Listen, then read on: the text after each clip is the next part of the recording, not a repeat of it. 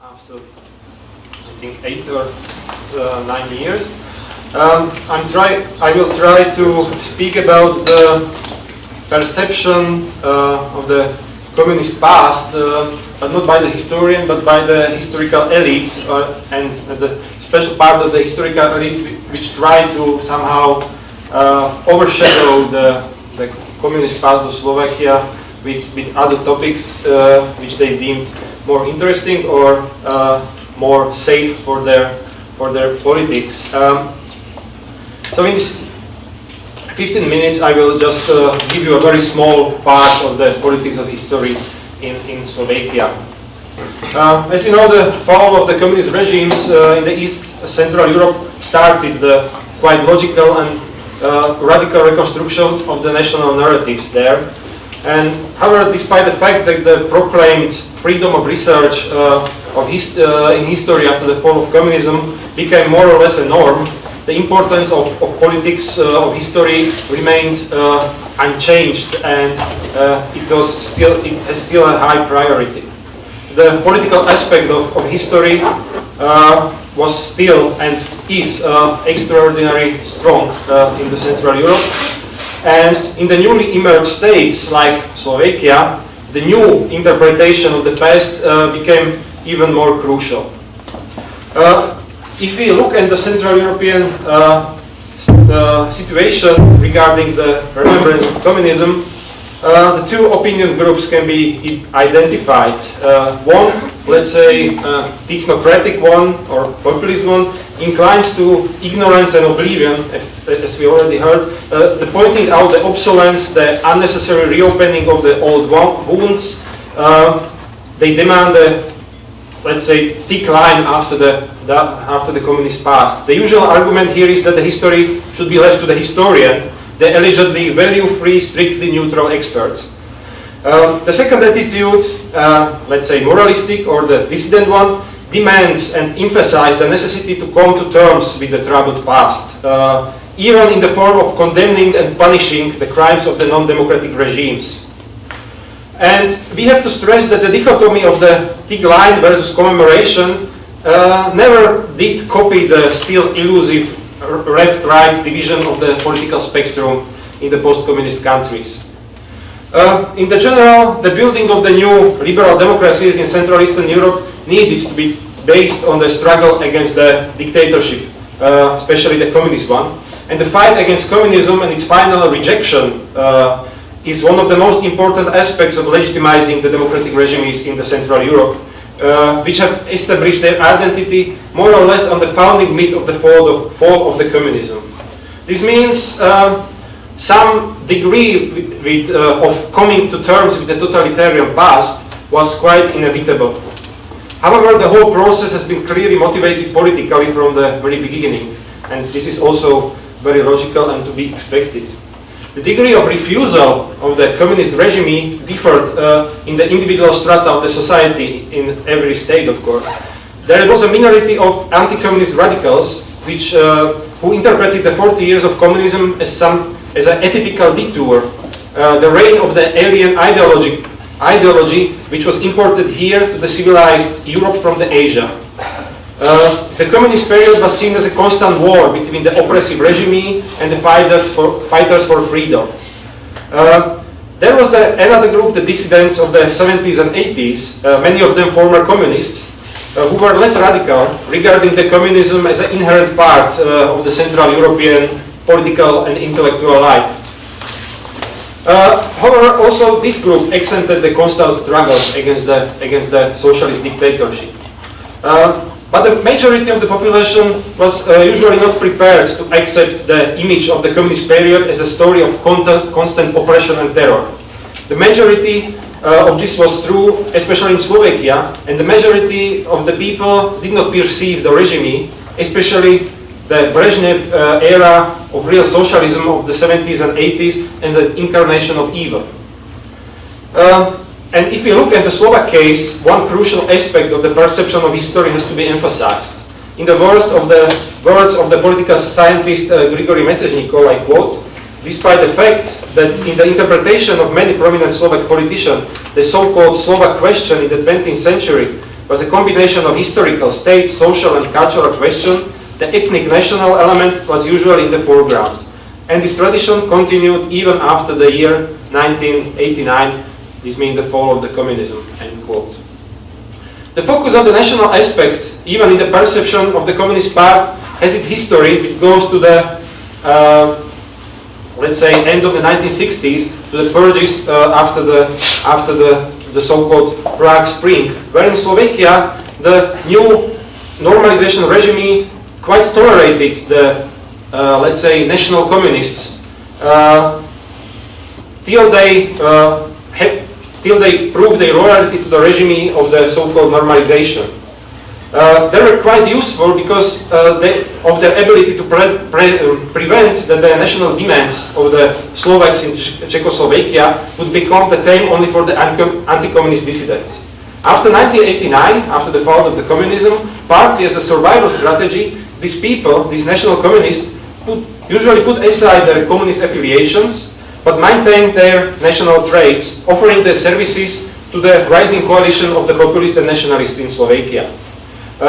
This coalition was led by the infamous Vladimir Mečiar, the first of the, let's say, illiberal Democrats, for whom the term illiberal democracy was originally founded. Now we have many more of this kind in Central Europe.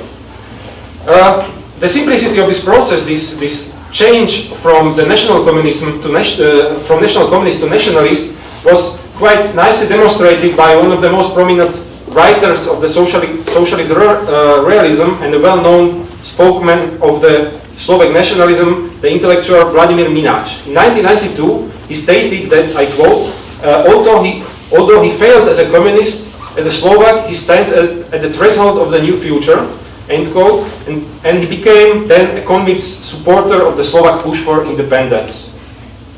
In the 1990s, one more radical tendency of the perception of the communist past emerged in Slovakia. It was based on the views of the radical post-war nationalist exile. This exile was glorifying the wartime Slovak state, one of the vassals of the Nazi Germany. Its representative simply stated that the communist ideology in Slovakia was forcibly implemented by the Czechs against the will of the Catholic Slovaks. This means that the most effective way to rid of the communist dictatorship and its heritage is simply the dissolution of the common state, the dissolution of Czechoslovakia and the independent Slovak Republic. From the perspective of both mentioned ways of thinking about the post-war Slovak development, only those events were of importance which simply drew towards the national emancipation of Slovaks. This is the reason why the creation of the independent Slovak Republic in 1993 started to be emphasized as one of the most important consequences of the fall of the communism in Slovakia. In this nationalist variation of the thick line behind the past, the self-proclaimed father of independence, Vladimir Mečiar, defined the year 1993 as a year zero. For him, it was not relevant what happened before or who did what during the communism. Only thing which counted was the acceptance or the opposition towards the idea of independent Slovakia. The emphasis on the national paradigm largely overshadows the meaning of the fall of the communism and the end of the dictatorship and the establishing of the liberal democracy, which was very problematic at the time in Slovakia. In short, the breakup of Czechoslovakia and the nation-building issue became more significant event than the change of a regime in Czechoslovakia or in the whole Central Europe. And the interest in the national topic prevailed at the issues of democracy and dictatorship had been sidetracked at this time. More complete and coherent version of this approach to the communist past was created later during the hegemony of the social democrats in Slovakia, which started at the verge of the centuries. Contrary to Vladimir Mečiar, who was after all a man of the 1989 Velvet Revolution and just never really manifested nostalgia for the communist regime, leader of the Slovak Social Democrats, Robert Fico, and his closest colleague had a different background. In the 1980s, they were young communists party cadres with the prospect of promising career in the communist regime. Fall of the communism in fact destroyed or at least postponed their plans. As a result, they had no reason to celebrate the fall of the communism. However, they had to acknowledge it somehow, while it still was a legitimizing event of the existing democratic regime. Robert Fico thus adopted the mature strategy of overshadowing the fall of communism with national topics, while at the same time neglecting its importance for the Slovak development. In 2000, in an interview, he stated that he did not notice the 1989 because he has, I quote, a lot of other things to do. In 2003, Robert Fico stated that the November Revolution or the Velvet Revolution events were a classic political coup, which was planned for a long time by forces outside Czechoslovakia. Students and the demonstrating masses were only to create an effect of the popular revolutions. And the leaders of the revolutions and the former dissidents were accused of pursuing their own political and economic interests with a shameless bargain with the high-ranked communist officials. And at the same time, Smer still had to acknowledge the importance of the so-called Velvet Revolution, but only as the first step towards the independent Slovakia. This interpretation made it possible for the post-communist left to transfer the meaning of 1989 from the fight against the communist regime to the fight for independence. Such a perspective has brought benefits in the ideological struggle with the liberal right in Slovakia, since in contrast to the situation in the neighboring countries, an absolute majority of the figures of the anti-communist resistance in Slovakia supports the centrist rightist parties. By creating such an alternative narrative, Robert Fico was able to marginalize the anti-communist activities of the Slovak descent, which was in generally pro-Czechoslovak, by publicly denouncing the dissidents as being against the independence, and that means anti-national and anti-state. As a party with strong lefty rhetorics, Smer aspired to become a speaker for those who considered themselves the losers of the revolutions, the people who felt nostalgia for the times of the communist stability and the social benefits. It is therefore Smer or the Social Democrats therefore ask for something I quote balanced view on the communist regime, arguing it was a dictatorship, but there was social justice and people had better social benefits in their life. The so-called reasonable historism, which was made up by Social Democrats, contains also visible sympathies for certain aspects of the communist regime, especially for the second phase of the 70s and 80s. The argument that the Slovak past has not been a black hole and the Slovak history did not start from the scratch in the November 1989 has been prevalent in the species of high-ranked representatives of social democracy. And at the 20th anniversary of the celebration of fall of the communism in Czechoslovakia in 2009, the then Speaker of the Parliament, had an emotional speech regarding what he saw as the dissident hegemony in the interpretation of the communist past. He accused the former dissident of having stolen the rights of millions of ordinary people to interpret their life in communism and the fall of the socialist dictatorship. I quote, "They, the dissidents, tell them to shut up and keep going because we are the chosen ones who are now entitled to say this is the holy truth and the rest of you have to conform." This eclectic mix of nationalism and partial rehabilitation of the communist regime sometimes result in an absurd situation. For example, when the Social Democratic Prime Minister unveils a commemorative plaque to a communist and a victim of show trial in 1952, famous Slovak communist Vladimir Klementis, in his office, while the parliament with the Social Democratic majority passes a law celebrating a Catholic nationalist of the interwar era who always considered communists and Social Democrats his greatest political enemies. In conclusion, we can say that since 1989, nationalists, populists and technocrats gradually asserted their own form of the historical discourse to suit their own objectives. Not only Slovakia, there is an influential group of political and intellectual elite which prefers the ethnic national national paradigm over the civic democratic one. The supposed work towards Slovak statehood in Slovakia is considered an activity which can basically justify nearly everything. Criticism of such construction is labeled as anti-national or anti-state. In addition to the marginalization of civic democratic tradition, is contesting also the political and civic rights, enabling the rehabilitation of the various traits of the non-communist regimes, especially the communist one. It is a question to which extent such revisionism originates in the ideological belief of key political policy makers, the influence on the special sort of intellectuals surrounding them, or if it's only a pragmatic political decision. Thank you very much.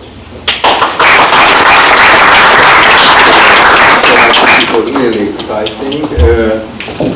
We, as also in the case of the previous meet, we are going to have the discussion after the presentations. I think it's one of the very interesting issues here, very general issues. Can any communist at any point be a good patriot, a good national representative of national interest at all or not, and how all these national and ideological elements in the construction of the new political system meet. I think it's very, very interesting. So from Slovakia, now we turn to Poland, and we have now MATEUSZ MAZZINI, who is a graduate student, a doctoral candidate in sociology, and it is also enriching our discussion that is not a historian but a sociologist, in the Graduate School for Social Research of the Polish Academy of Sciences. She has a lot of extremely interesting background. So he was studying in England at the University of Oxford, but also at the National University of Wales, but he was also studying in Spain. And in his research, he is trying to compare historical revisionism in Poland and Chile. So he has got an East Central European and a South American perspective.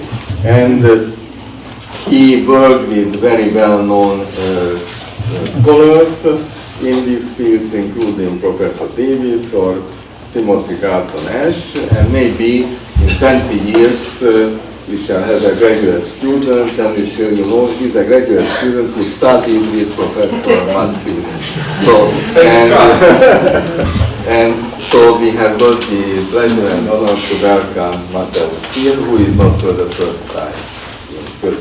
That's true. Thank you very much for that kind introduction. And contrary to Adam, it's a great pleasure for me to be back in HUDEK, but it wasn't 8 years for me, it was 6 weeks actually. So it's a little shorter time span, but it's an equal pleasure to be here again, despite the rain and despite the slightly less favorable weather conditions. But since we only have 15 minutes and we let the start quickly, because there's a lot of stuff I wanted to discuss with you, and there's a lot of issues I wanted to briefly skim through to launch a discussion later on, so I think that's high time for us to start.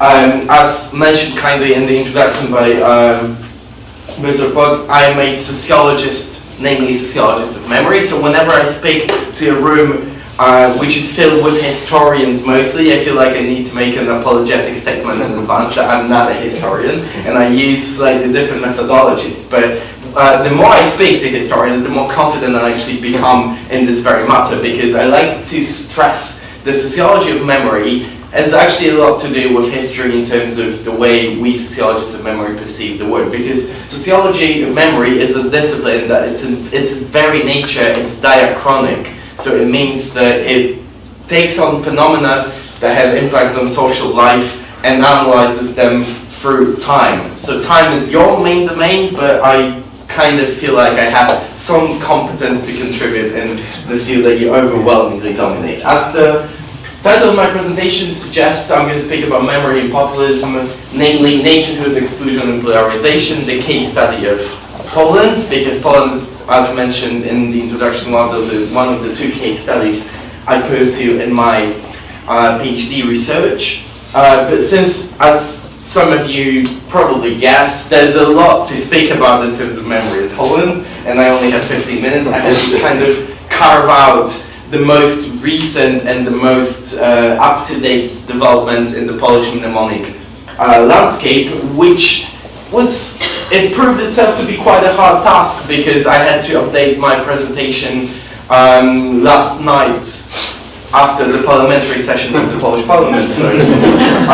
So you see how rapidly developing the instance is. But before we move to the actual essence of my presentation, I want you to be equipped with some of the most basic methodological and conceptual definitions I'm going to work with, so you're able to follow what I'm actually speaking about. So in terms of identifying where Poland lays on the map of Central and Eastern Europe in terms of memory regimes. So here memory regimes are understood as as a totality of state-centric actions. So we deal with things that come out of the state. So be it policies, be it laws, be it commemorative actions, be it education as well, which is a state domain. We're not speaking about grassroots movements so much as it would have been the case in the Latin American realm, mainly because of the fact that there's much less non-governmental agency in terms of memory in Central and Eastern Europe than it is in Latin America, for instance. So in terms of identifying the different structures of memory regimes, and here I use the taxonomy developed by Jan Kubik and Michael Bernhardt from the University of Rutgers and University of Florida, Poland is being referred to as a fractured memory regime. So by the very name fractured, you might kind of like guess what it stands for, that there's no agreed founding myth for the post-transitional political realm. Memory regime understood as the same state-centric framework becomes a hotly contested issue. So there's no coherent compromising narrative for most of the political forces to agree upon on how to speak about the transition, how to commemorate the transition, and how the transition should be told to further generations. And the best example I always use in this case is the example of the 2009 commemorative events of the 20th anniversary of the 1989 transition. So it was only 20 years, so not that much of a time span, but even after 20 years, the dominant political forces wouldn't be able to agree on one commemorative framework, and instead Poland had 4 different instances of commemorating the 20th anniversary, one being by the then President, Lech Kaczyński, one being by the Prime Minister's office, one being by a separate one by the Parliament, and a separate one, the 4th, by the heirs of the continuation of the Solidarity movement. And that was within a span of 7 or 8 days, as far as I remember.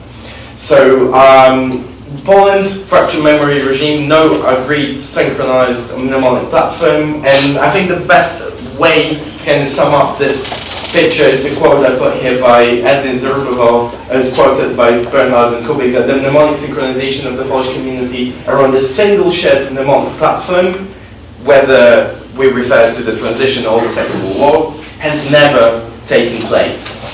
And throughout the entire post-transitional period, we see different types of memory actors being the incumbents in the Polish authorities. Kubik and Bernhardt single out 4 different types of memory actors: progressivists, pluralists, abnegators, and warriors, but the 2 first ones are irrelevant for the Polish case. If you're interested, you might want to look them up because they appear, I think, in Czech Republic and Bulgaria, so if you're interested in the 2 countries of CE, you might want to look up the 2 first types, but abnegators and warriors are the ones that appear in Poland. For most of the post-1989 period, we see a massive abnegation of politics of memory in Poland, which basically stands for the fact that all leftist, post-communist, liberal, and center-right governments deemed politics of memory politically unrewarding. So basically, for them, there was much more to lose politically by pursuing politics of memory actions than to gain, especially in the short span of 4 years electoral perspective. And again, a very good example from my own research that I give. For anyone who has ever been to Gdańsk in Poland on the seaside, there would be a very relevant case, the European Solidarity Center, which is kind of like a research center / a museum of solidarity, trade union, and the social movement. It was established in 2013, and back then the president of Poland was Mieczysław Komorowski, who himself was a prominent activist of solidarity. But on the opening ceremony of the European Solidarity Center, which is a very pro-opposition these days, so be in favor of the then governing political actions, Principal Komorowski refused to make a public speech on the opening ceremony. He made an appearance, but he didn't speak. And you know how much of a kind of awkward situation it causes when you have a president in your room and the president doesn't speak. So he said that there's much more for me to lose because I'm possibly going to fight for re-election in a year and a half, so I better not touch this kind of policy realm. The only exception from that memory of negation, both in policy realm and in school, is the first law and justice government, so the party that's governing Poland at the moment, being in power in 2005-2007, and this is where the memory warrior appears. And the memory warrior, I'm not going to browse through all of them, all of the features because it's irrelevant at the moment. You can read them, but the most important quote about the memory warriors is that often past, present, and future blur into one, and the problems of the present and the future cannot be effectively addressed unless the whole polity is set on the proper foundations, constructed according to the true vision of history. So basically, the most important feature of the memory warrior is that there's no compromise. If I'm a memory warrior, there's no room for compromise with anyone in this room that doesn't agree with my vision of history. My only goal is to persuade each and every one of you to subscribe to my narrative of collective memory. If you don't, you're unable to practice your alternative narratives in the public realm, but you've got all the rights in the world to believe in them in the privacy of your own mind or of your own room. The moment that last feature changes is 2015-2018. So at present, with the second law and justice government, we see a radicalization of the memory warrior in place. And the most important feature here is that that's a note to self and note to everyone in this room that is rushing into publishing anything academically. So the volume by Kubik and Bernhard was published in 2014 and it included 4 different types of memory actors.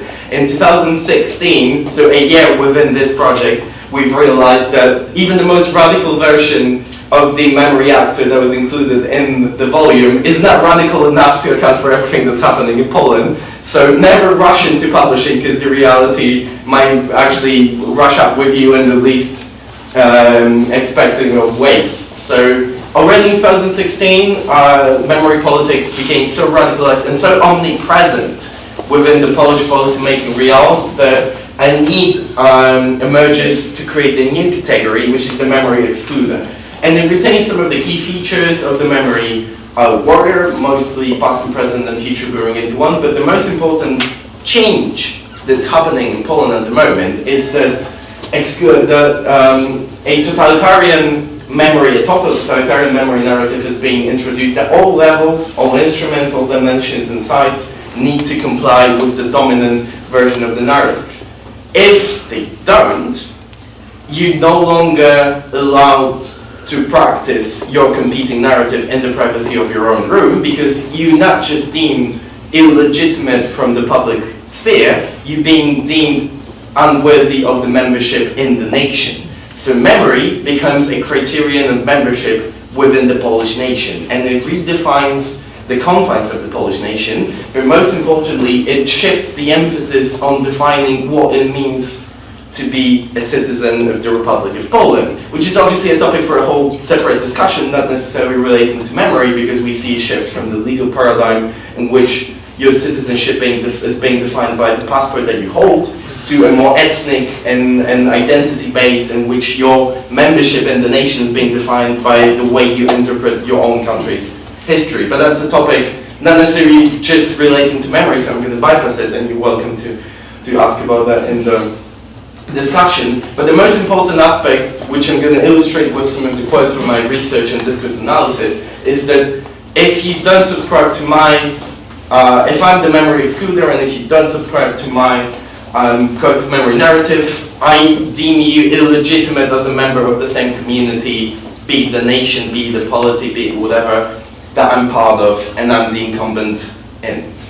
And thus, memory becomes an issue of nationhood, and as you will see within a couple of slides, it also becomes a tool of exclusion, and a tool of exacerbating political polarization.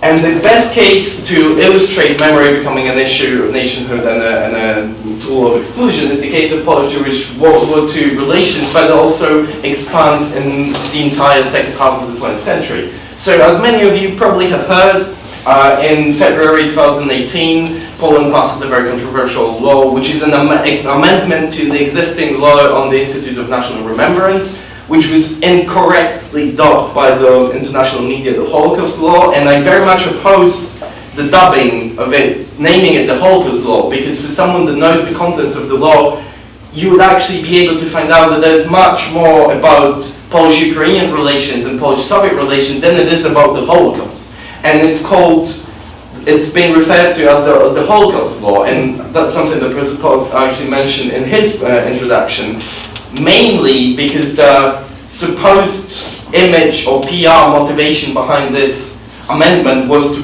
introduce a criminal penalty for everyone that uses the phrase Polish death camps in reference to places like Auschwitz or Pannonia or any other Nazi concentration camp.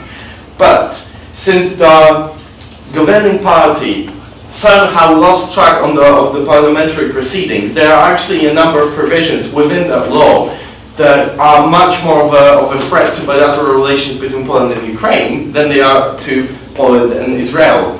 And I don't know if there are any Ukrainians in the room. If they are, that would be even better.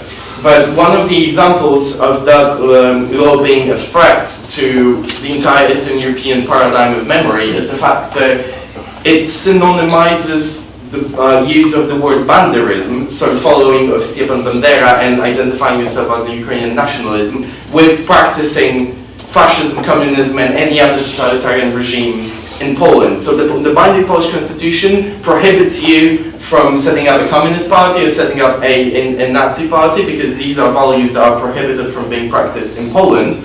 But this law, which is obviously in line with the constitution, as the Constitution Tribunal just wrote, has a synonymization of banderism along the lines of interpretation of Nazism and communism. So if you identify yourself as a follower of Stepan Bandera in Poland, you might face the same kind of criminal penalties as for practicing communism or Nazism. But the most important provision, as you might have heard of, was the one referring to the criminal penalties of up to 3 years for accusing the Polish state or the Polish nation, this is the wording of the law, for complicity in Nazi crimes against the Jews during World War II. But the question I ask in this moment is, where do Poles end and the Polish nation begins? Or the other way around, when does the Polish nation end and Poles begin? Theoretically, the Constitution gives you an answer, because the Polish Constitution says that the Polish nation refers to all the citizens of the Republic of Poland. But this is a hollow provision, and we all know that all the citizens of the Republic of Poland wouldn't be able to agree on what to have for breakfast, let alone matter such complexity as relations with the Jewish population.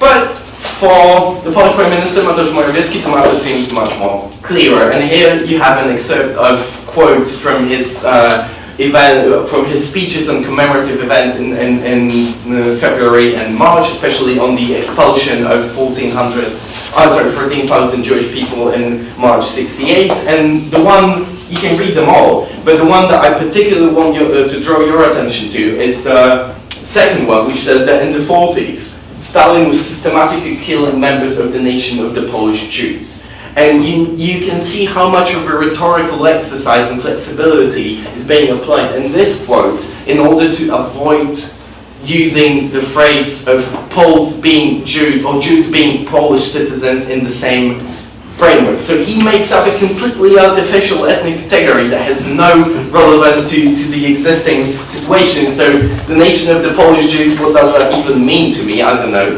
But he needs to do it in order to stress that there's an ethnic difference between Jews with a Polish citizenship and Poles as the true Poles. And then he says March '68 was a freedom-driven uprising of Poles against an occupying authority, so the communists in power in the 60s weren't Poles, even though that's obviously factually inaccurate. But the main rhetorical point here is to stress that you could only be a Pole if you had the right ideological and identity-based attitude towards reality. So neither the Jews nor the communists, essentially. And yeah, and this one is actually quite funny because he says because he spoke to the students on March 7th, and he said, you might not remember, but I know that the censorship was overwhelming in March 68, and Marcus himself was born in May the 68, so that's just the irony of things. And this is an update because I've presented some of the previous slides already in KUS a couple of weeks ago, but this is the update that follows from last Friday and from yesterday. So last Friday, the Office of the Ombudsman of the Republic of Poland commissioned a report with the Center on Prejudice Research at the University of Warsaw on the social impact of the Holocaust law, or the IPN amendment. And it has 45 pages, and I'm not going to bore you with all the details, but the most important aspects is that they've analyzed both the social media attitudes, the online hits, the Google search results, and all sorts of positive attitudes and negative attitudes as well. And you can see how much of a reverse psychology effect this law has had. So online hits and positive attitudes towards Jews are increasing 3 times. Online hits and negative attitudes towards Jews are increasing 10 times. So people actually, contrarily to the very assumption of this law, are much more interested in finding out whether that was true that Poles killed Jews or helped Jews being killed during World War II than they actually helped it. So it shows that not only did the law has had reversed effects on the Polish population. I didn't have the chance to show you the screenshots. The report is actually available in English on the Polish Ombudsman website, so you're free to download it. And it has a graph which shows the geographical representation of online hits on the phrases Polish death camps and Nazi death camps and German death camps. Because obviously the right-wing activists online issued a hashtag action to redirect the traffic and to show German not Polish or Nazi not Polish or something. And it shows that the country, I don't know, maybe you'll be able to guess this, which one was the country that had the biggest increase in online hits on Polish death camps? So in which country did the number of online hits on the search Polish death camp increase the most? And for the irony of it, that was Poland. And the only country in which the online hits Polish death camps surpasses the number of online hits for German death camps is still Poland. So Poles keep searching for Polish death camps, even though even the Germans, the French, the Americans, the Australians still kind of have a very 50-50 split on the online hits. And the most important thing is that within the public realm, luckily it hasn't yet translated into acts of violence, because acts of violence haven't increased in Poland since the passing of the law, but there's a radical increase in secondary and conspiracy anti-Semitism in the public realm. So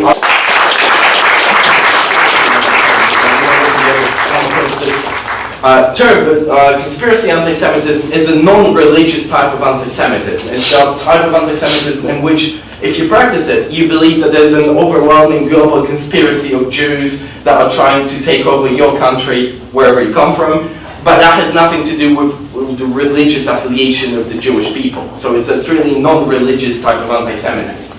And that one is particularly increased because obviously there's a belief on the far right in Poland that the entire diplomatic quarrel around the law was triggered by a global conspiracy of Jews running the White House and the European Union, and everyone is against Poland at the moment. And there's an update from yesterday. So I flew in to Vienna and then came to Kosek from Rome. I had a different presentation at the University of Sapienza, and yesterday when I was preparing my talk in Rome, I woke up and I turned on my Twitter account and I saw, and that was like 7:30 in the morning or something, and I heard that there was a parliament sitting that day, so yesterday starting at 8. And apparently half an hour before starting the parliamentary session, the Speaker of the Parliament announced that there will be an amendment to the law on the Institute of National Remembrance discussed within half an hour. So this is how the Polish Parliament proceeds at the moment. No announcements, no works, no consultations whatsoever.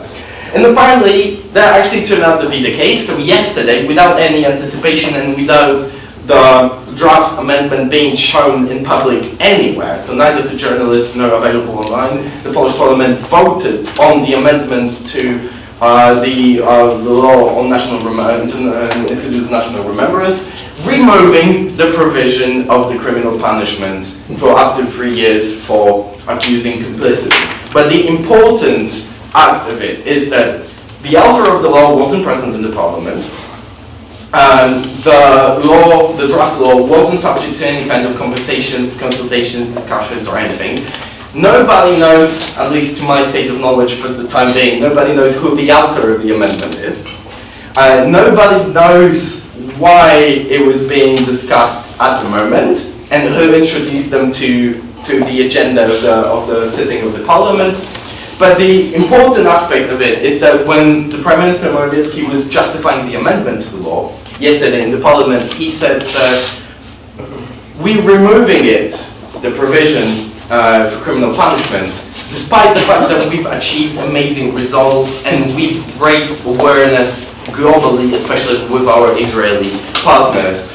And when I've heard these words watching his speech live yesterday in Rome, I just came back to this and to the differences in the hits and positive and negative attitudes of Poles towards Jews, and I felt like this guy has certainly not read the report on social consequences. And that be it. As you can see, the situation is dynamic, and we are waiting for the day to bring major changes again. But I want to conclude on a slightly more sarcastic, optimistic note, and I want you to present you with a screenshot from my Twitter account from the day the original amendment was passed in January 2018, and this is a genuine screenshot from a Twitter account from Arkadiusz Mularczyk, who is a prominent member of parliament from the Law and Justice governing party. And when asked by a BBC journalist on what was the purpose of Poland passing, criminalizing the use of the phrase Polish death camps, he said, Poland is not using the law to rewrite history. Poland will use this law to correct it. And on that note, thank you very much for your attention, and thank you for giving me more time than I was actually allowed to, and I'm looking forward for your questions and comments later.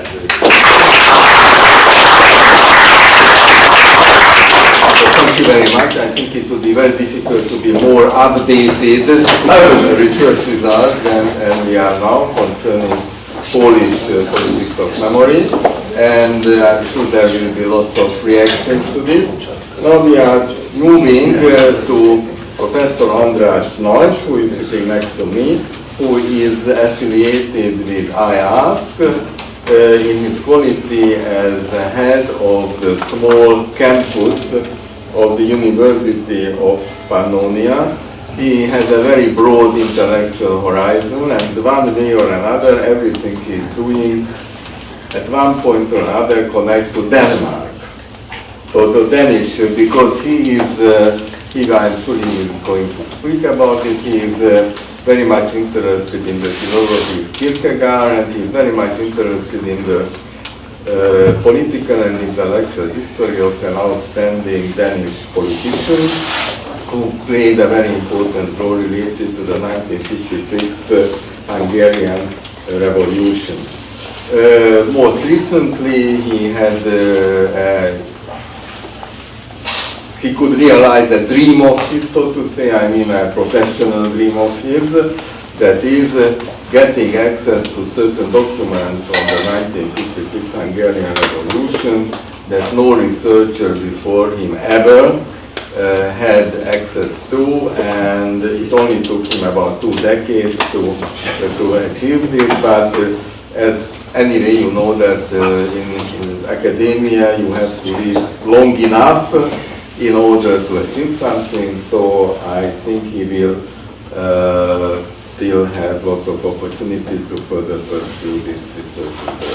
So on that, thank you very much, and it's a pleasure and an honor to be here and to talk to you. And it's hard to speak after such a brilliant presentation, and it's also hard to speak before the coffee break. but I will try to do my best. And just as Attila mentioned that I came back from, that I had a lot to do with Kierkegaard, and I came back from a conference, so let me start with a kind of broader framework regarding memory. And Kierkegaard, a great Danish philosopher, was also very interested in memory and recollections. And one of his best books about repetition, he said that repetition is the same thing forward, but it's memory and recollection backward. And I tried to find out what is the origin of memory, I mean in a kind of broader framework.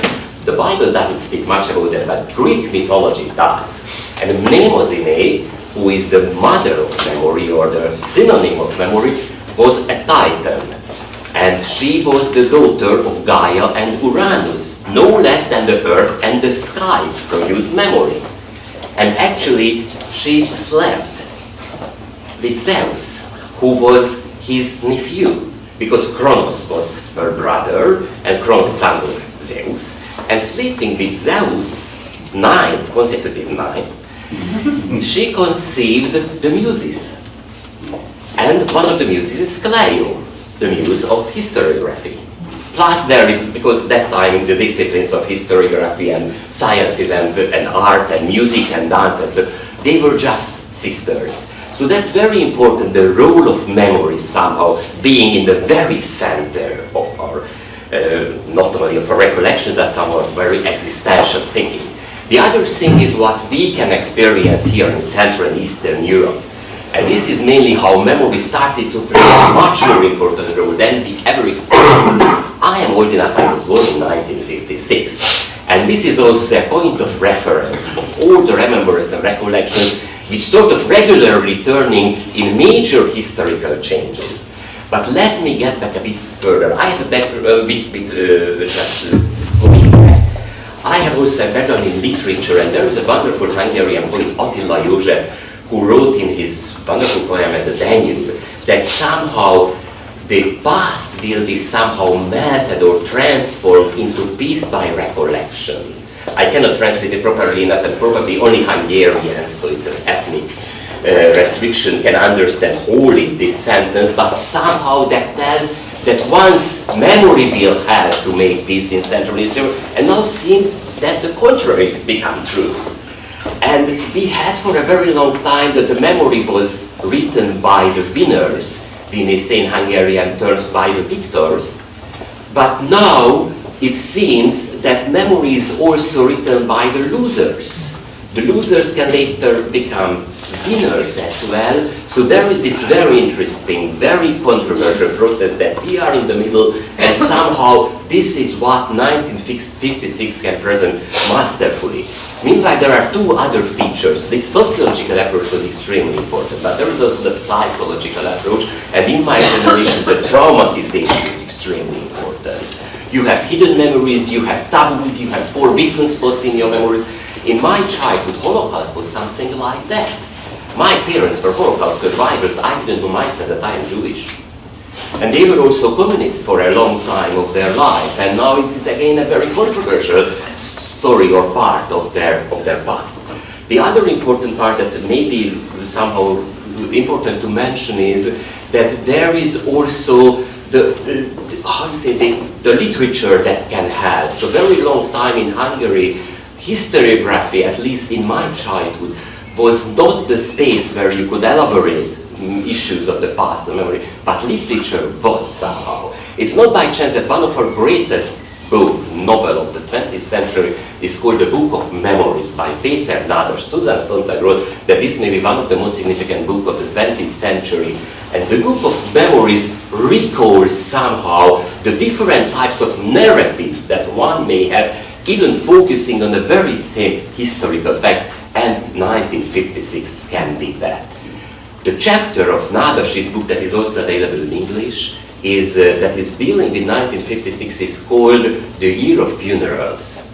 And funeral is something, again, an extremely important event, and also for the Hungarian memory industry it became a kind of central issue. You may remember that in 1989, the symbolic act of changing the system or the wall coming down was the funeral or reburial of Imre Nagy and the other martyrs of the 1956 revolution. Imre Nagy was the prime minister of the revolutionary government, executed just 60 years and a couple of weeks before, and also his memory was not only suppressed throughout the years of the communism, but somehow it was all the time very harshly criticized. And also that became a historical moment. Again, we can call back to the mythological aspects. Antigone was the one who felt that has to be buried those who were even on the bad side. Everybody has to have to give the final appreciation, the final honors. That was again, in one side, it was an absurd, or even, I mean, to dig out the corpses, which was again a very important work of the Hungarian memory, when the exhumation process started still during the existing communists, and then to orchestrate the whole thing, actually like a scenery, like a theater stage, and give the final honors for all those who were buried in spaces and in places which were not signed. That was again a horrible process of memory and of taking all the possible honor of those who were fighting against the communist system at that time. And then that started again an extremely controversial process. If I had more time, I would be very happy to go in every 10 years what was happening with the memory of the 1956 revolution. We like to claim that this was the first kind of very crucial blow to the existing communist system, that in 1956 the whole country stood up and said that it was enough, we want to go free, we want to be independent. But at that time, they did not say that we do not want to be socialist. That's again a very important part. And if we think how it was celebrated, the 60th anniversary of the 1956 revolution, it seemed that there were no communists whatsoever in the whole scenery. Meanwhile, probably the opposite was true. And even István Bibó, we are sitting in the room named after him, said that we want to continue a socialist system, but he didn't use this word, but it's understandable, probably better with a human race. And it was also very important that immediately there was the narrative of the communist ideology that it's fine, we just feel that after the years of Stalinism in 1956 we had to change not the system itself, but somehow the working of the system. Meanwhile, very soon, when the 1956 revolution started, and by October 30th, it turned out that Moscow will not tolerate to develop it, even if it's a socialist revolution, to develop in a way that the revolutionaries imagined it, but will use military force to suppress it. The Soviet propaganda and the Hungarian allies of the Soviet regime declared it a fascist revolution. So you can imagine that at the same time, communists and fascists were somehow interchangeable. And when Marshal Konyev, who was the military leader of the Soviet army suppressing the Hungarian Revolution, issued his order that now the revolution should be over, he said that fascism was reborn in the heart of Europe, and we have to defeat fascism again as we did in 1945. And probably it's not by chance, and again it's also part of the memory business, that the same Marshal Konyev got this order from Zhukov to suppress the Hungarian Revolution militarily, who was going until Berlin 11 years before. So again, and also all the Soviet army's officers had very lively recollections how to fight Nazis. Of course, they were not Nazis whom they met in Hungary, but very nice youngsters who tried first to convince the Soviets that they should not have to defeat them, and then they tried to do whatever they could, meanwhile the Hungarian army remained passive. And that was again extremely interesting how immediately after the 1956 revolution, the memory industry or the manipulation of memory started to work.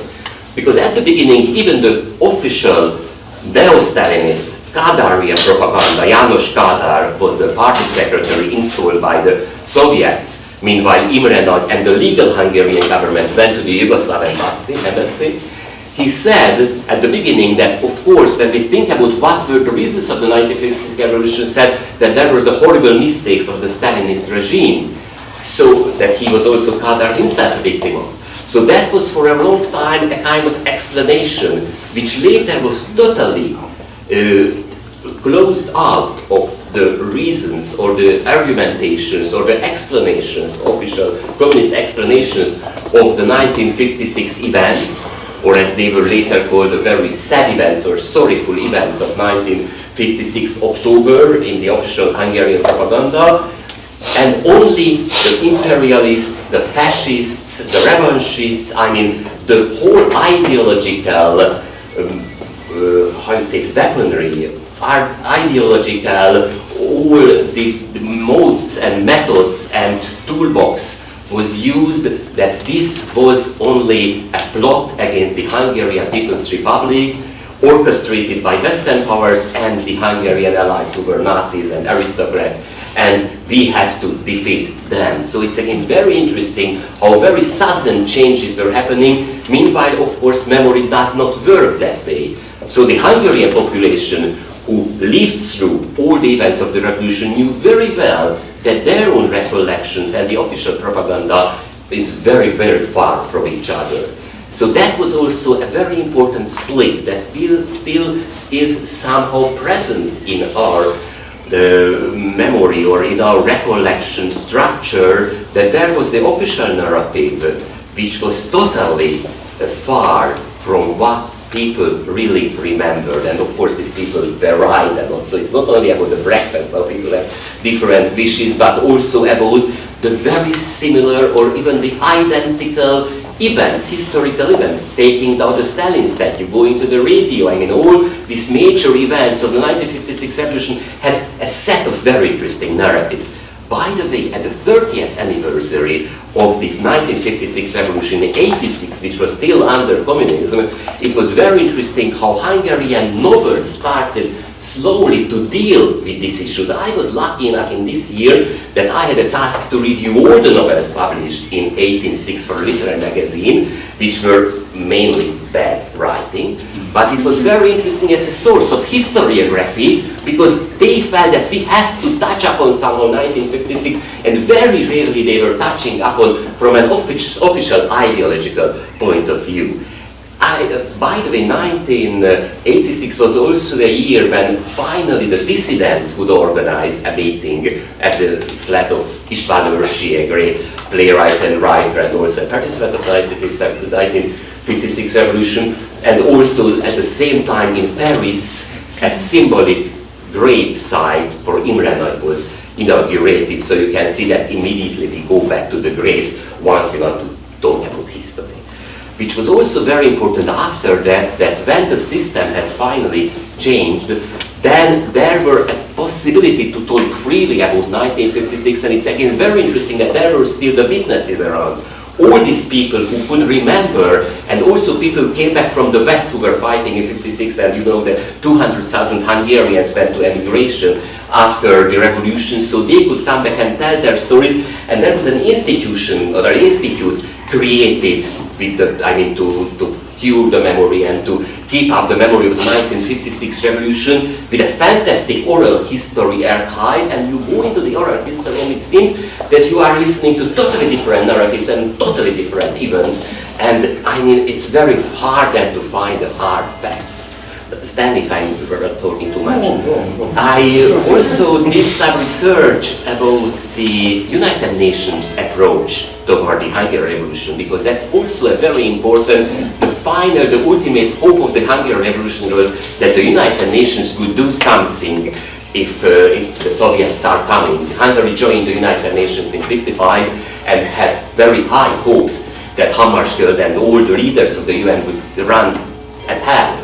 And what the United Nations did that time was also a fantastic recollection of the events, a narrative of the events. Of course, as I realized in my dream trip to when I could find all these archival documents in New York, that was, by the way, closed for more than 60 years, and still today they are not open for the public, so I had the privilege to go there, but I had to leave my pencil outside, not to make notes. So you can see that even for the United Nations, memory is something dangerous, or at least memory is getting into the historical field. But at the same time, it's very important that the United Nations tried to do something in Hungary, but it turned out that there is very little moving space, even for the UN, so they could provide some food and medication and supplies to the suffering population. then they could have the 200,000 refugees, and the only thing they politically could create was a report of a special committee on the problem of Hungary that was created after the events. And this Paul Bang-Jensen, whom Attila was mentioning, and I did this research already from 1992 on, and still I don't know the whole story that I'm working on, but he was the deputy secretary of this committee that produced this report, and the report was nothing else than recalling and narrating the events of the Hungarian Revolution in a way to give an authentic explanation of all the events, and then to be able to have a very clear memory of all what happened at the same time when this memory was distorted in Hungary, and in other ways the memory was kind of fading away in the global sphere. And that is again very important, because that served officially as a basis of further United Nations General Assembly resolutions that were not observed obviously by the Soviets and by the Hungarians, as the very imminent resolutions were remained unobserved that were created soon after the revolution. I think my time is somehow over. Just let me highlight two important historical moments, even if it's not so freshly updated as MATEUSZ was, but the 50th anniversary and the 60th anniversary of the 1956 revolution.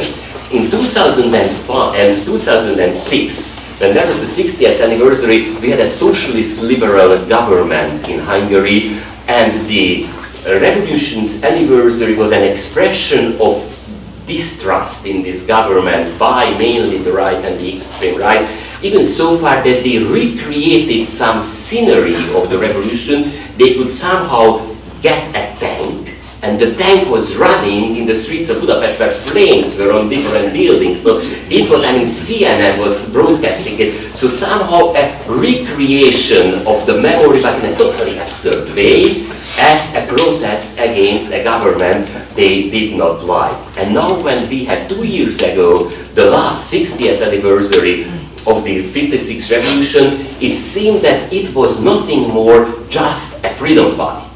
There were no communists whatsoever, there were no reformist movement, there was no István Bibó, no Palma later, I mean all the periods of the revolution were missing. There were the youngsters with guns. So there was a fantastic idea of the militarization of the 1956 revolution, which was a fantastic part. I mean, to defeat the Soviet army by these youngsters, it would have been a miracle. Unfortunately, we lost this fight, but yet it looked like we won it. And it looked like all these heroes are right now on these fantastic places, and it gave a very interesting, very new reading of the 1956 revolution. So if I am lucky, I can spend my next 60 years working on that. Thank you. Of the Hungarian Cultural Center in New York, and he initiated and implemented a great number of programs representing Hungarian culture. So he's also not only an excellent historian, but also a young public intellectual in the best possible sense of the word. So, Gergely, the floor is yours. Thank you very much, and thank you very much for this invitation. I'm very pleased to be here, and it's an honor to be on this panel. I have taken you literally, Attila, and you told us to provoke and to dare think big. So I will actually take on in my presentation one of what I see as the prevailing ways of talking about the mnemonic practices surrounding communist rule in Eastern Europe, and I will try to argue why the case of Hungary is maybe a good case to, well, not to put in parentheses prevailing theorizing regarding the communist past and how it is remembered, but more to allow for more nuance and country-to-country variation in that regard. And I will actually tag my presentation onto András' presentation right now and start with, this is not something that I planned, but I was listening to András and I kind of thought like, okay, basically what I'm going to be talking about is largely the story of how 56, the 1956 anti-Soviet revolution in Hungary, was more important before 1989 or maybe up until the mid-90s than it has been since. Even though you can talk about it it was this giant elephant in the room, especially for Hungarian intellectuals, and by virtue of being a silent, a taboo elephant, it structured relationships between intellectuals and the one-party regime, amongst intellectuals, without being overtly discussed apart from a few very niche contexts. My argument, however, is that to explain why I'm making the bold thesis that it has lost in significance, since has to do with what I consider to be the main cleavages in Hungarian mnemonic cultures. And to give a bit of a context to where I'm coming from, let me introduce a term which has been used for the past 10 years with some frequency in memory studies, and that is what is called the post-communist memory complex. The post-communist memory complex is an idea which rests, to some extent at least, on the assumption that you can analyze together relationships with the past of countries which used to belong to the Eastern Bloc, and that this historical experience and the post-transition, the post-1989 political constellations are at the very least comparable with each other. I won't throw this out. I'm not going to try to throw this out, especially since very important researchers have extensively published on it, so who am I to take this on, but I will certainly try to refine it a little bit. Because the fundamental idea underlying the post-communist memory complex as a theory is, of course, that there is some sort of a common thread in remembering post-1945 history in East Central Europe. And to a certain extent, I would agree that this is definitely true for the post-1989 context. I think it's eminently true regarding the mechanism by which elites will often prefer to remember things done to us by others and forget about things done to others by us, which is the phrasing used by Tony Judd in his milestone essay, The Past is a Different Country, which was written in its first version in 1991, so very early on. It's one of the earliest reflections on what's happening in East Central Europe in terms of memory politics. And Judd was incredibly clear, he had an incredibly clear vision about what was to come. But I would argue that the memorialization and the mnemonic role of post-1945 history does differ country to country. The post-communist memory complex, in my opinion, is a social science construct. It rests on the thesis that there is an emergent European memory culture. This emergent memory culture has, in a way, a core. And that core is the memory of the Holocaust as something that should not return, and that's something that should not be allowed to become cold memory. It needs to remain hot memory. It needs to be memory that structures social interactions and shapes political culture in Europe. And as opposed to this, those who subscribe to the post-communist memory complex thesis argue, with some truth, definitely, or a lot of truth, that in some circles at least of post-socialist societies within elites and elsewhere, there is a fear of being unaccounted for and remaining unrepresented in this emergent European memory canon, so that the suffering under communism will be forgotten, erased, blotted out from the basically public memory. And this is what is used to explain opposition varying sorts to a Holocaust memory-dominated European culture of remembrance that is seen as being primarily constructed in the old European member states. Now, I think that if we do a little bit of genealogy on the sources of this post-communist memory complex, we can get closer to understanding why maybe it fails to account for the whole region properly. Its origins are very distinctly German. To be more exact, and excuse my historicizing of sociology here, Mateusz, so you can hit back at the historian. There will be a comeback. But I would argue that its roots go back to the problems of German reunification and what has been known as the Faulenbach thesis from 1993.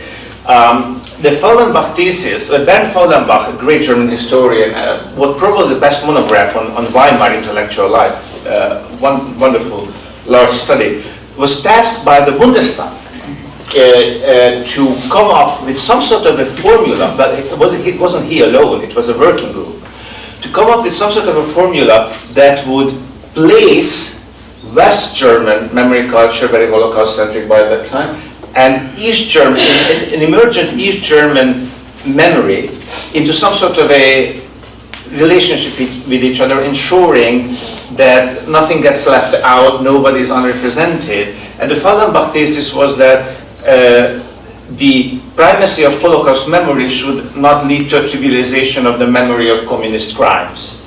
And this became the foundation of a resolution by the Bundestag in 1993.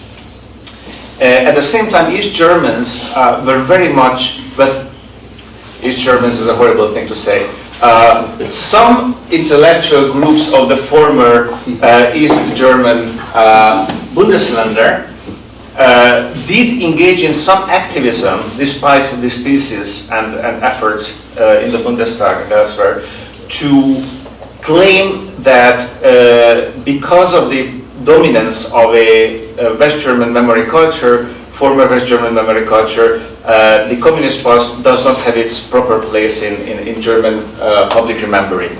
And the subtext to this, I simplify here, but the subtext to this was that, of course, in this way, East German, former East Germans, former Ossis who were seen in many ways as being insufficient to new Germans could claim a victim position, and from that victim position argue that certain patients, special treatment and so forth are due to them. This fundamental problem, I think, had a long afterlife in German intellectual life. I don't want to limit it to German, I'm just saying that I think that's a key source.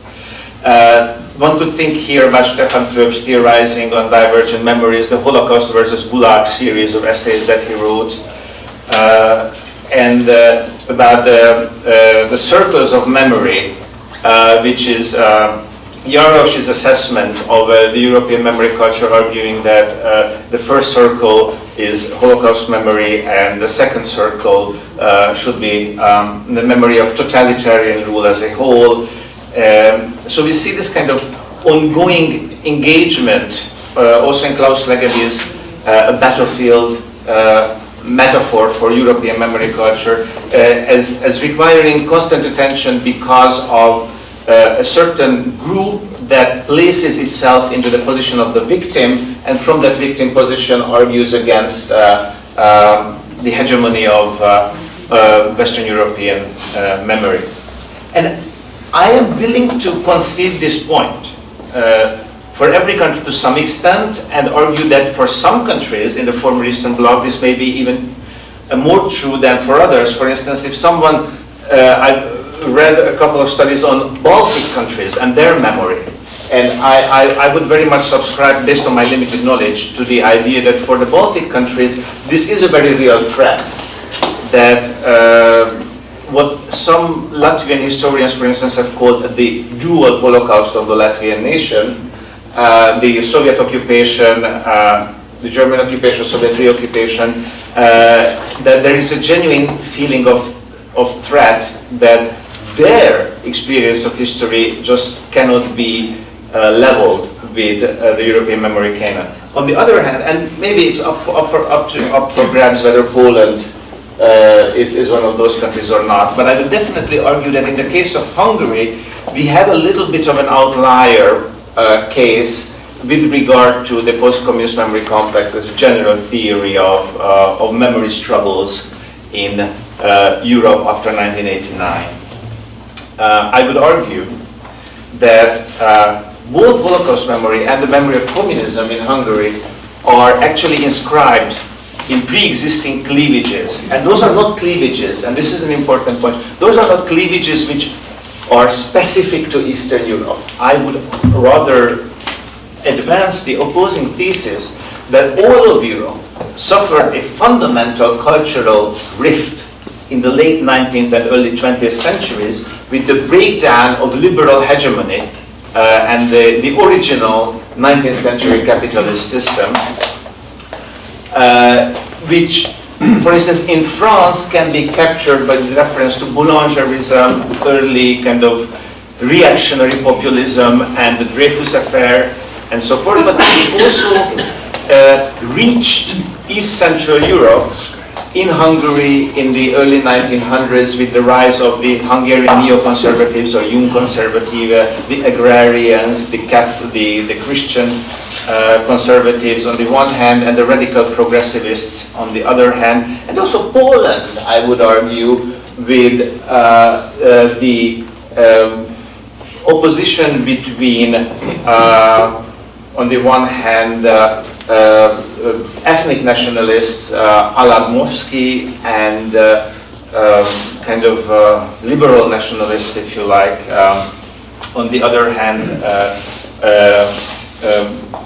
and the Sanacia regime. Now, in the case of Hungary, this rift, which even in Western Europe took extremely long to heal, to the extent that it did heal, never healed.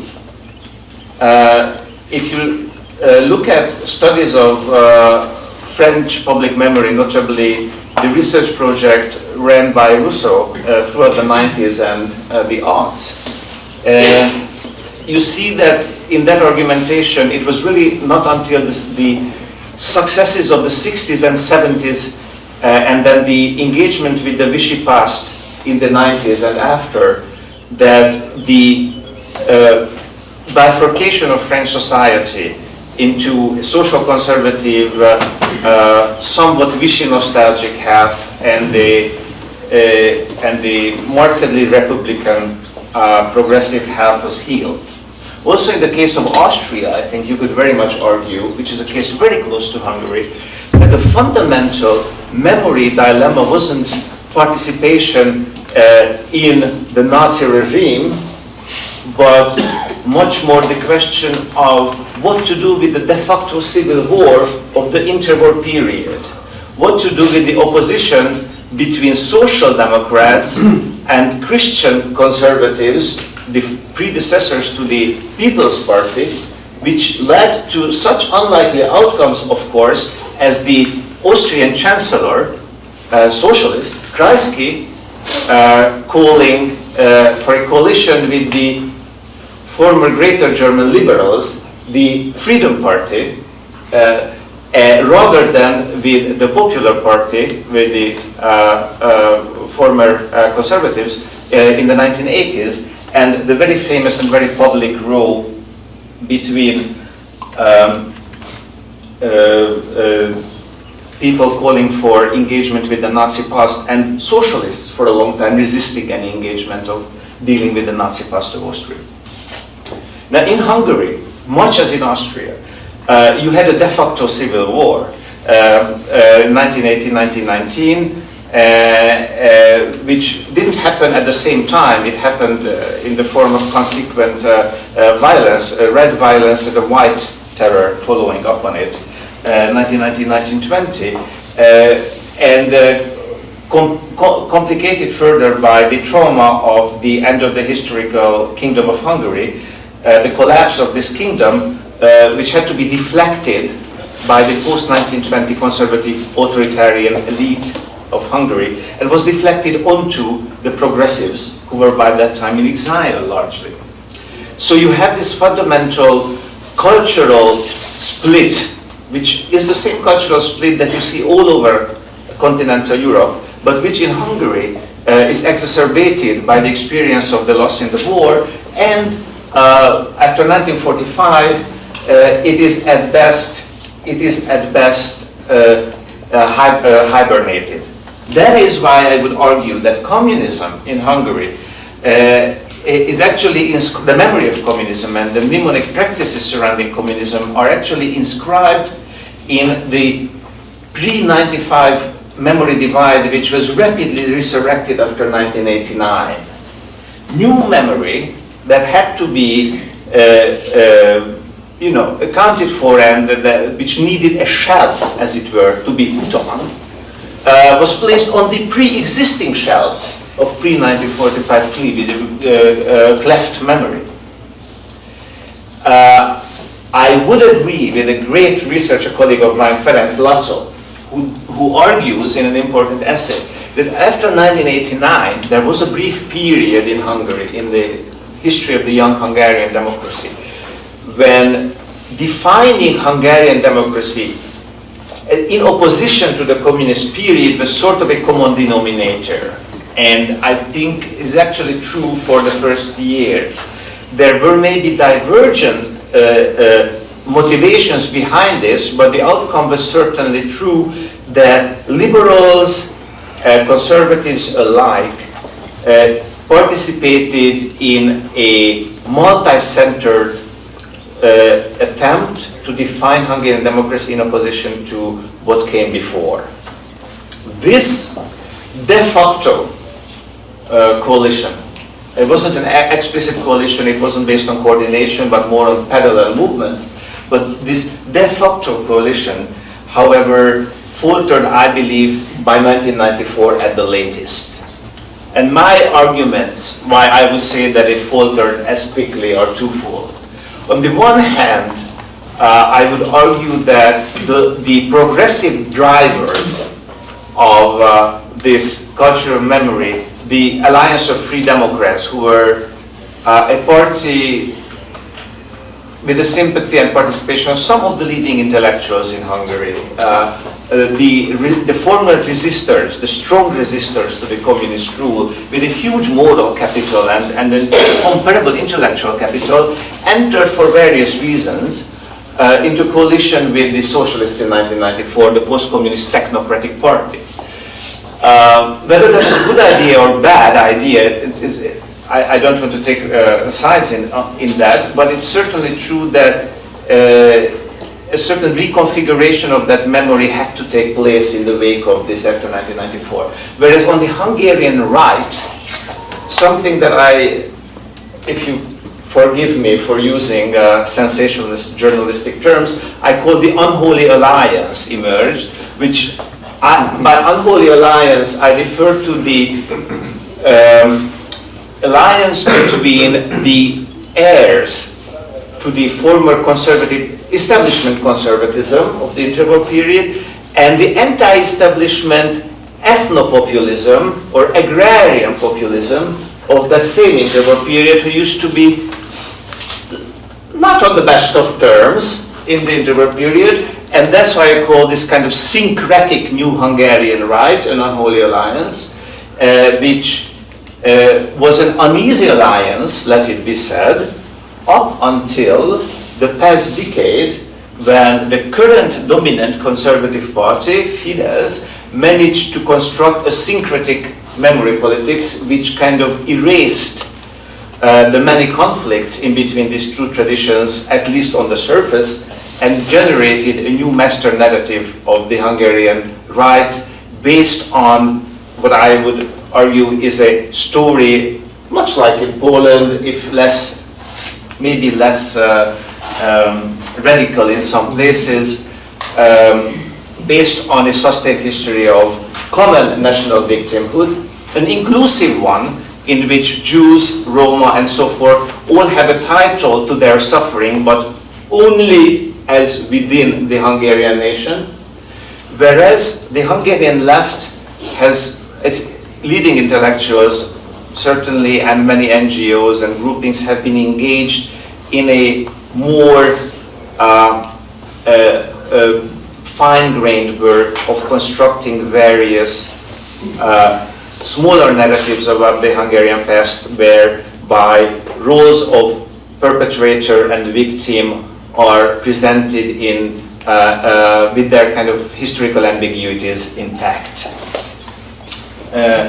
In this constellation, communism, I think, has remained a bit of a Gestell, to use a Heideggerian term, something that is by hand and something that is available as a tool to be used, something that is important by virtue of the way that it is instrumentalized rather than by virtue of an engagement with it for its own sake.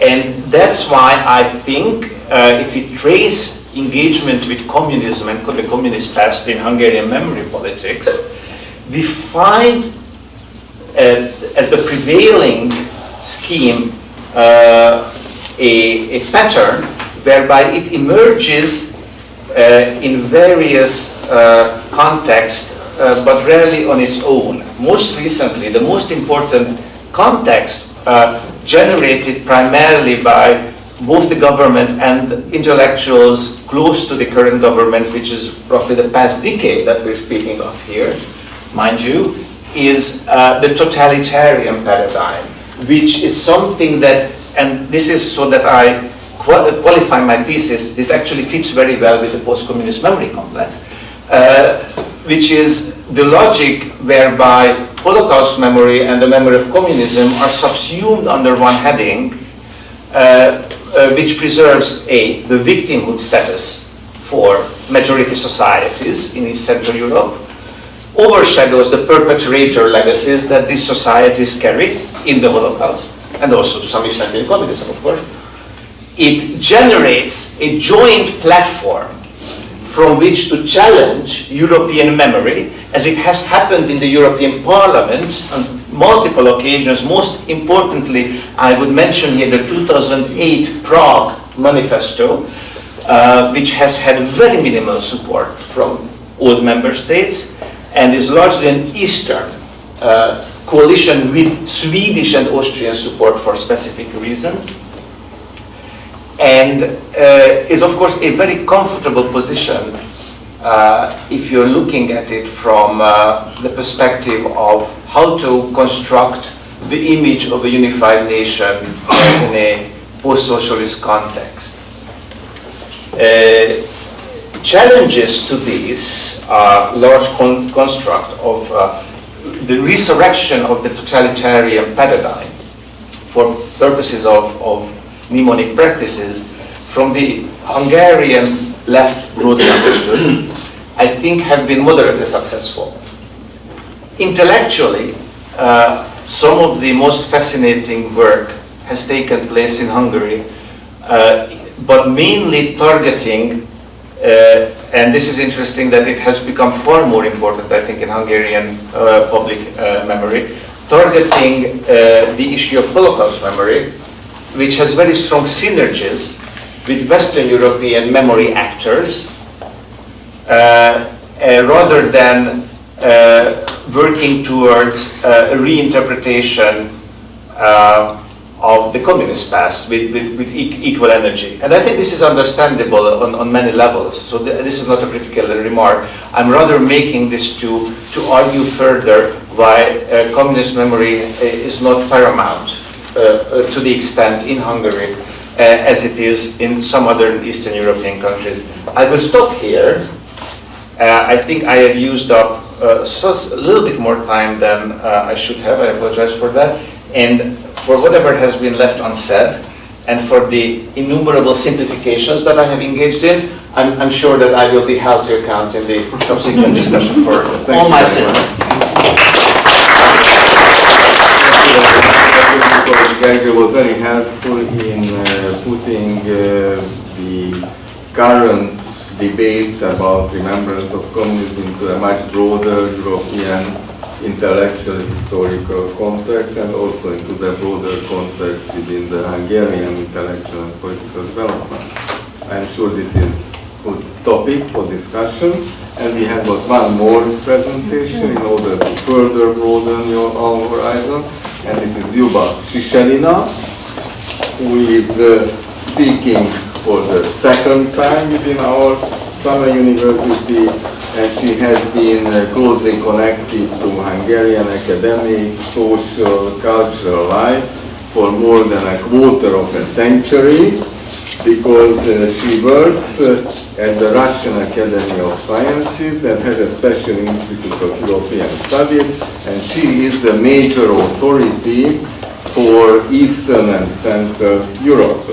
She has a special so-called Visegrad Research Center, and since I can remember, she has been organizing all kinds of conferences about the relationship between the Visegrad countries and Russia, and these conferences are always followed by excellent publications. Now I ask her to present some Russian perspective on the issues that we were just discussing. Well, thank you very much, Attila, but I'm really in a very poor situation, as it might be. I shall try to be short for three reasons. First of all, that I really had already had a floor here, and I'm the only, and have to thank for this privilege the organizers of the event. The second one, that too much had been told about. I would still differentiate between Russia and the Soviet Union, about rather the space where I come from, about Moscow, so to say. And the third, I have to fetch the plane today to go back to Moscow. So these will be the reasons when I shall try to speak rather in a mode of thesis. Attila, you have been completely right, and we share this opinion that history is a denominator of European identity. It had always been in all the times, it is now as well. And as you have mentioned, I have been for quite a long time one of those who are very closely connected to Hungarian historical, political science and so on. At Soviet times, still, I just managed to witness the last years of those dying commissions, common commissions of historians, which were trying to work out a common view on history as it would unite and to draw up some kind of personality of the socialist type. Currently,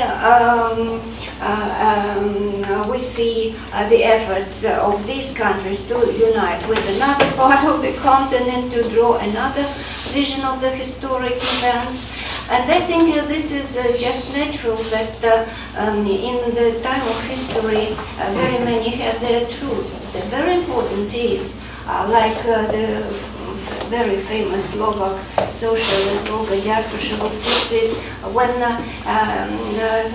bringing in for discussion, for evaluation, the new facts, we shouldn't throw out entirely all of the past, so not to mix the things and to try to keep and the middle and to as much as it is possible.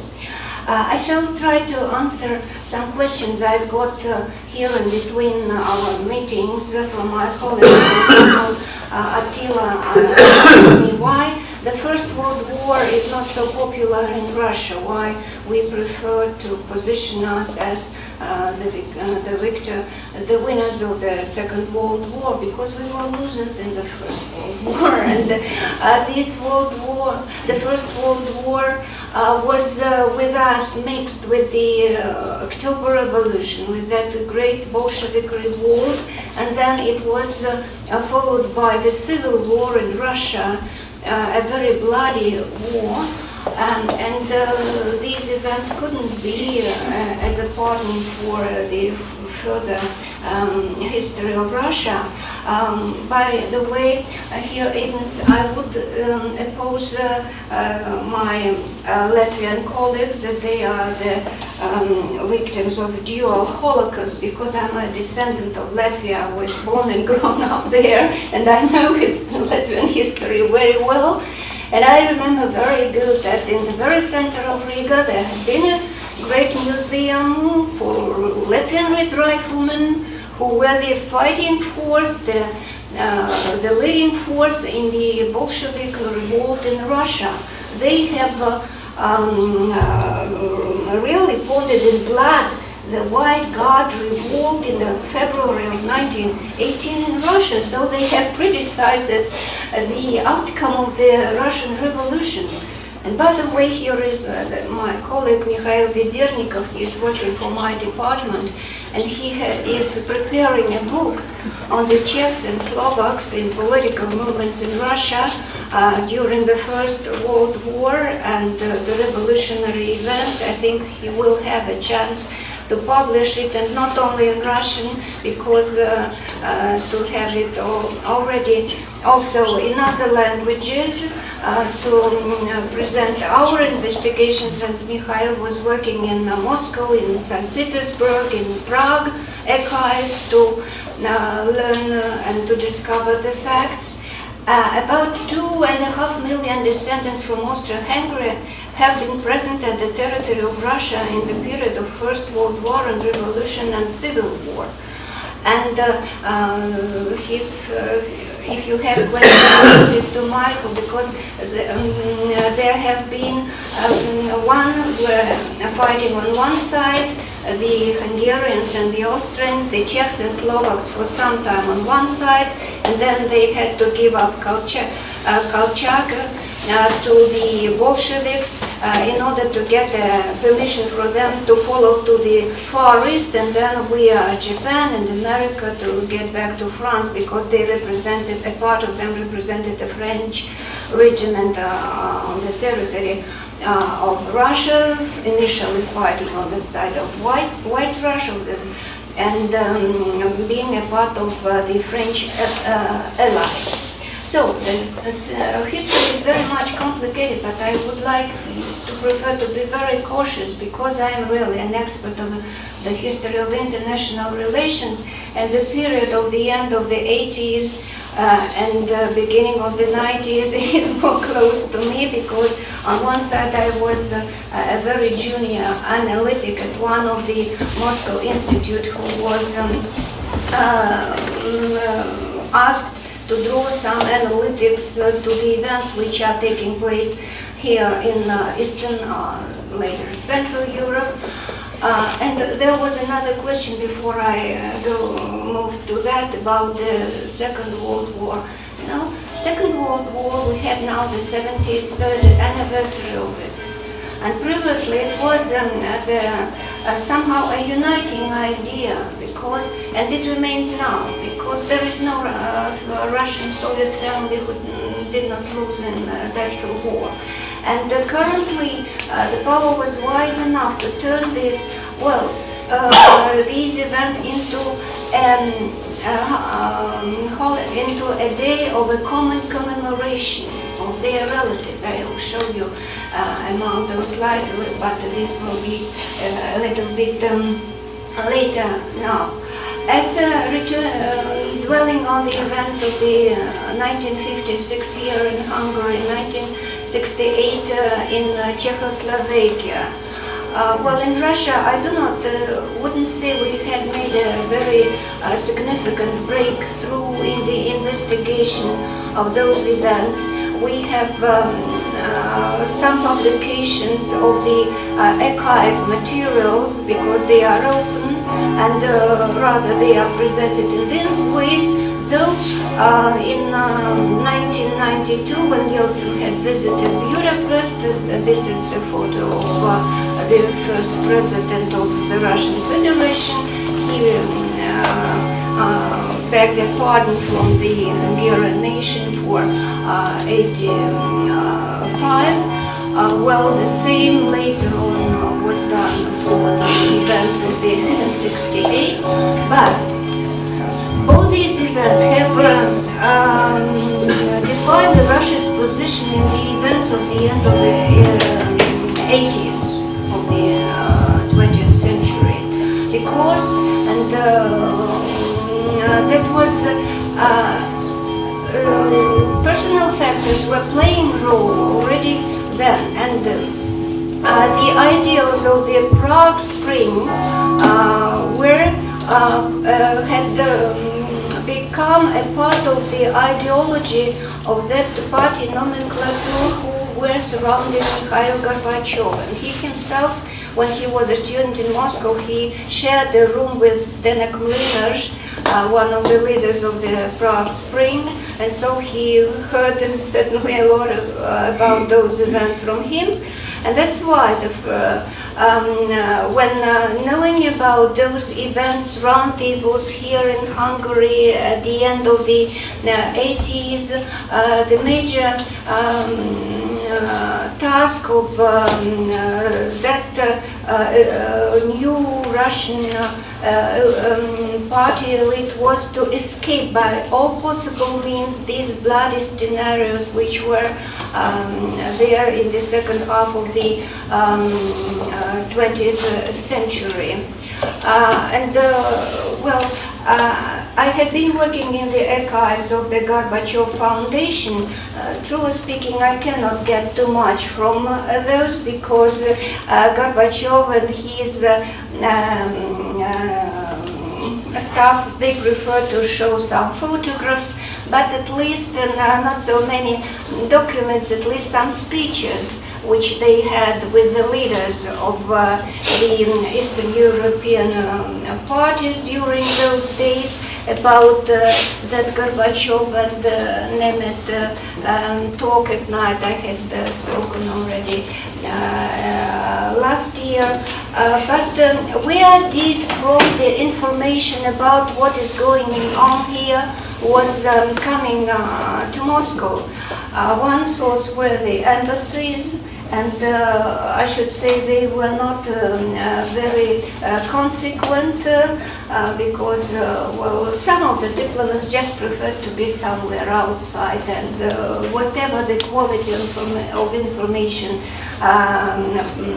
they have constructed, that wasn't so much their interest. And another was that they got another part of information from private talks with not the first persons, with first persons of the parties here in Eastern Europe, but let's say those responsible for ideology, for culture, and these talks are there in this Gorbachev archive. We are not going especially here to list the names and so on, but they were all threatening Russian government, Soviet government still at that time, because we are speaking about 88, 89, that fascist regimes, fascist parties are being organizing here, and Russia has to watch very kindly and to take some serious action to resilient this situation. But Gorbachev, well, this is the role of personality in history, his closer ties and friendships with those who were previously here in Central Europe, participants of the '68 events, and so he, thanks God, didn't follow the advice of those personalities. Some of them are still alive. I wish them good dreams at nights. But Europe had escaped another such a serious bloody scenario that could have been possible in those days. But as referring back to that period of what were the propositions of the advisors to Gorbachev, their main preoccupation was to, and as the reports from the embassies saw, that the people here are striving further on for socialism with the human face. So probably they knew that Gorbachev and Mlynar were very close friends. Another one, and that is why they really thought that Russia has to think over the new image of socialism, and this will be very required here in Central Europe. That was the major preoccupation, because even our institute got the task to work out such a very attractive face of socialism. Though the events had passed away and another demands have been existing here in Central Europe already, another was to take initiative from the West. And in which spheres? In the spheres of disarmament. So they have, and I shall not, I promise to be short, am I short? Say whatever you want to say. And they have advised to Mikhail Gorbachev and those people who were responsible to start the disarmament by withdrawing the Warsaw Pact troops from Central Europe, and to be more quick than the NATO, and by this way to show them the example that so we are withdrawn, so you please do the same.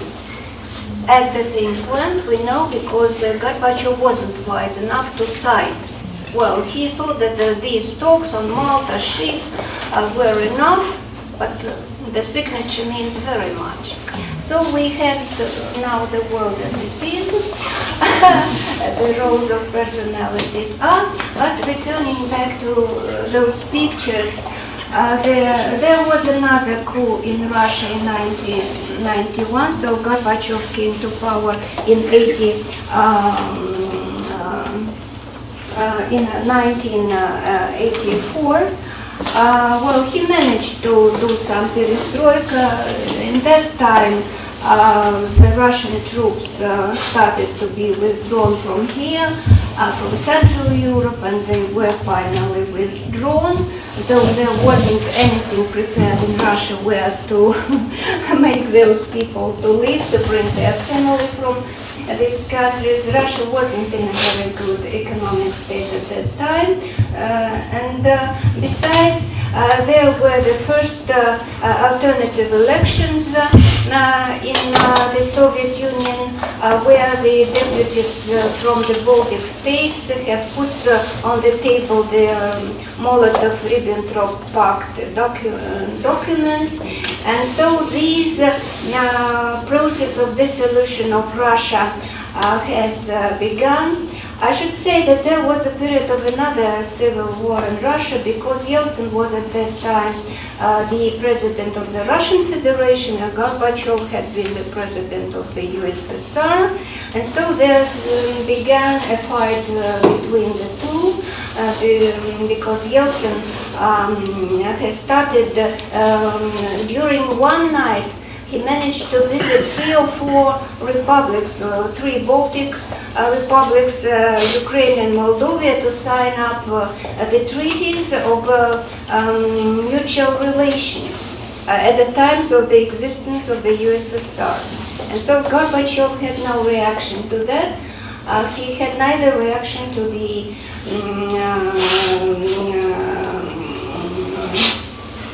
formation of the Community of Independent State proclaimed by Yeltsin in December of 1991, and the first person president was informed about the event was the President of the United States of America, not President Gorbachev at all.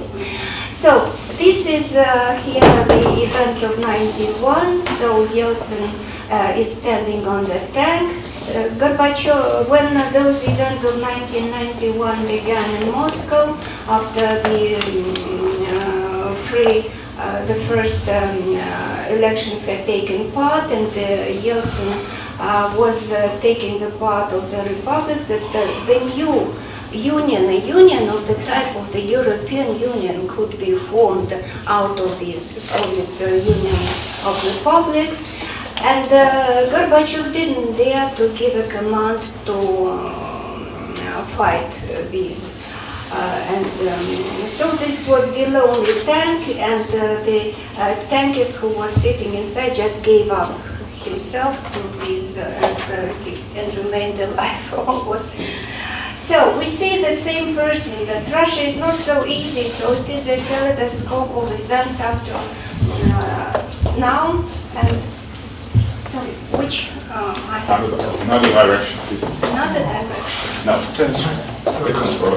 Yeah, the control, just turn it upside down. Other way around.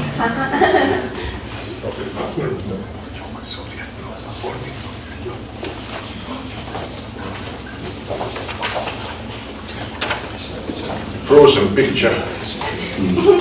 can't escape history. No, that previous one. This is Moscow, no, the previous one. No, among them was another.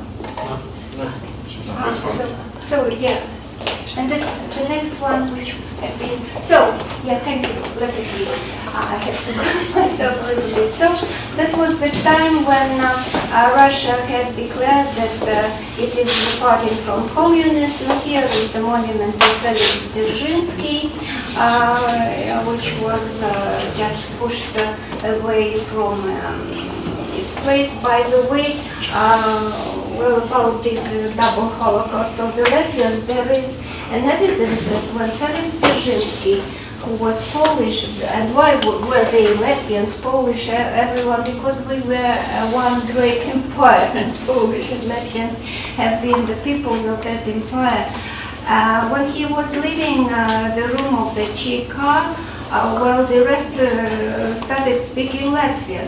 So this is, and even had written the documents in Latin, which had to be translated later or in Russian. So the next one. So this is Moscow 1993. So when Yeltsin had given an order to fight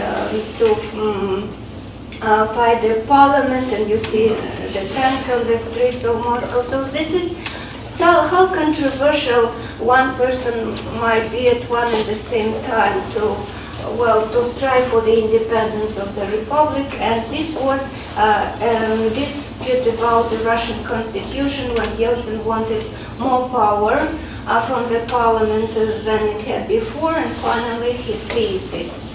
Then this next. So then another. Yeltsin was the party secretary at the city where the Tsarist family had been murdered. And here we see Yeltsin at the reburial of the Tsarist family, which has taken place in the 90s. So this is also a very controversial fact, and it is also his attempt to find a new ideology for Russia. So we come back, so we reject from communism, so we return back to those monarchical ideals. At the same time, at his time, there was restored the monument to Christ the Survivor, that was ruined in 1930s by the Bolsheviks. The next one. The monument to Gorky, well, a very contradictory writer, has been restored in Moscow last year or this year? Last year. So this is the new monument on the forefront of the Belarusian station. And is there anything else to remind? This is a monument of the victims of the suppressions of oppressions in Russia, of the Stalinist regime, of the Bolshevist regime. And the last one, this is the so-called Memorial Regiment March, which is much more important to Russian population, and it is taking place on the May the 9th.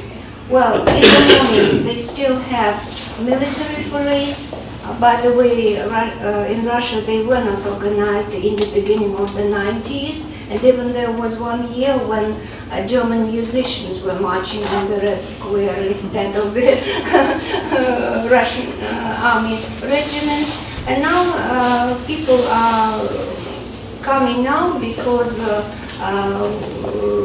are no veterans of the Second World War, but the families keep memories about them, and so they are coming out each year, and not only in Russia, in the former republics as well. So Russia is a very contradictory country. We are the only country which has a party which has no ideology. Its ideology is power. So we have a party which is called Communist Party, but since 1991, to my opinion, it is a traditional social democratic party of Europe. And this is not in vain that during the last elections their candidate had been the second, though he wasn't a party representative. I won't speak about such representatives like Zhirinovsky, who doesn't manage to formulate his idea of this democratic liberalism, and they are constantly having a discussion about them among them. But you know, Russia continues, well, it did not manage up to now neither to formulate its national ideology. It is each time trying to work out its economical development plan. And finally, the one thing that you have to do, you have to believe in Russia, like the Russian poet Turgenev told. Don't try to get it with your mind. Don't try to fit in your dimension. There is no Russia of your kind. Here is belief, is only mentioned.